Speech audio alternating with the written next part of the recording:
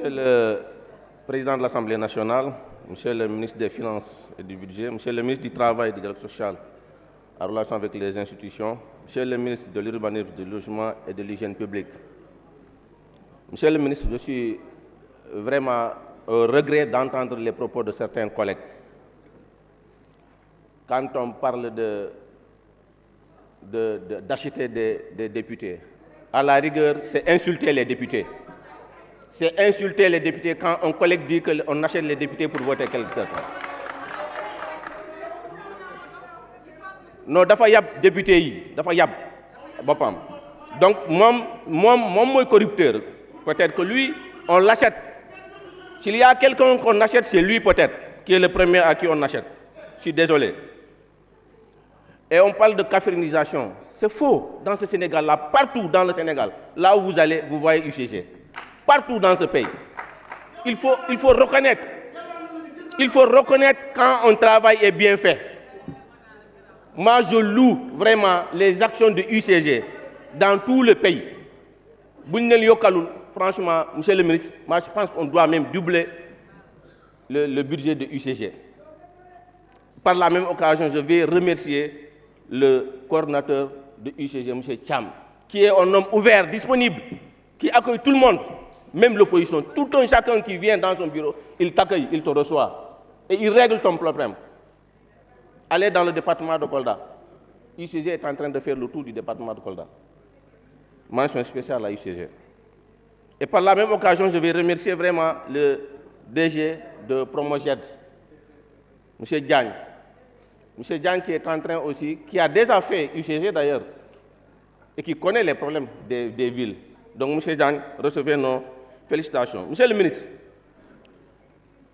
je vais un tout petit peu parler du département de Kolda, surtout les communes du monde rural. Nous sommes un peu confrontés à un problème, à un manque d'outils de planification, qui sont le PDU et les PUD, qui nous permettent, nous autres collectivités territoriales, de faire des planifications pour le développement, distinguer les zones d'habitation et les zones d'industrialisation. Donc, il nous faut vraiment aider les collectivités à avoir ces outils de planification. Monsieur le ministre, je parlais tantôt de UCG. Il faut élargir UCG dans toutes les collectivités du Sénégal.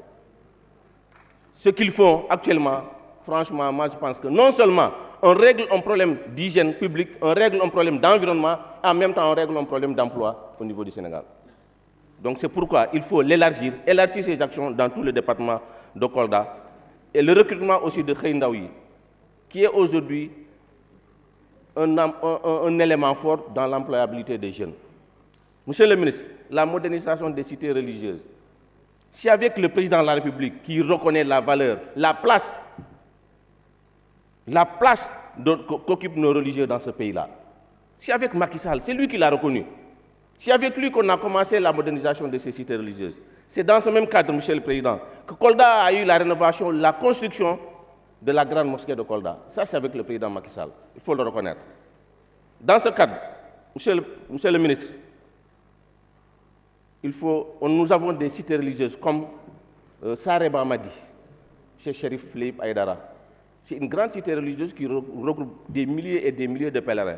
Nous aimerions dans ce cadre vraiment que cette cité-là soit vraiment modernisée, de même que celle de Giroyoro Bokar chez le Tcherno Bokar Baldé et celle de Medina El Hadj.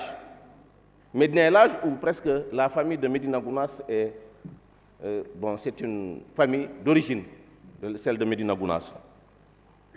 Et dans le Medina Yoro Fula, je vais en parler parce qu'il y a une grande famille religieuse à Saré Koutaïel. Saré Koutaïel. Vraiment, il faut bien noter, moi je pense qu'il faut penser à la modernisation de cette cité-là. Nous avons reçu la réponse par rapport à l'extension de la ZAC sur le titre foncier du CRZ. Monsieur le ministre, on va suivre ensemble ce dossier-là. Il faut le réaliser.